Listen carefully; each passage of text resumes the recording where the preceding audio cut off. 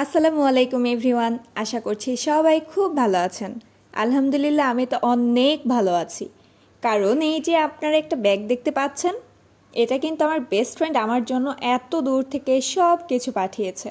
সন্ধ্যার সময় আমাকে ফোন দিয়ে জাস্ট বলল ও ভাইয়াকে পাঠিয়ে দিচ্ছে, তবে কেন দিচ্ছে তা আমাকে একবারও বলেনি।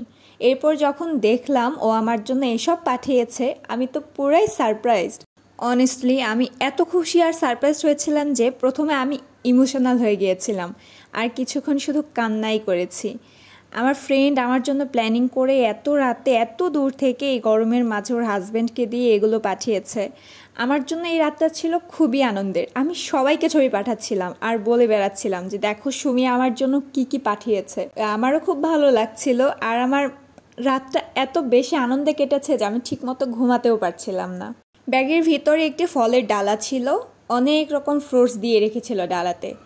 আম, আপেল, কমলা, আঙুর, কলা, আমড়া এই সবগুলোই ডালাতে ছিল। এরপর আন্টির হাতের মজার মুরগির মাংস ভুনা। এখন আন্টির রান্না সেই আগের মতোই স্বাদ, মাশাল্লাহ। এরপর ছিল পাঙ্গাস মাছ আলু দিয়ে ভাজি। সুমির হাতের এই খাবারটা আমি খুব পছন্দ করি, তবে ও কিন্তু রান্নাটা করে দিতে পারেনি, এটাও আন্টিই রান্না করেছিলেন। সাথে ছিল বেগুন বড়া আর ছিল রুই মাছ আলু দিয়ে ভাজি। এটা ছিল আমার হাজবেন্ডের জন্য, কারণ ও পাঙ্গাস মাছ খায় না। এটা সুমি জানতো, তো সেজন্যই ওর জন্য আলাদা করে রুই মাছ দিয়ে আলুটা ভাজি করে দিয়েছে। আর একটা লেবুও ছিল, হয়তো এটা ওদের গাছের লেবু, আমার আর ওকে এ ব্যাপারে জিজ্ঞেস করা হয়নি।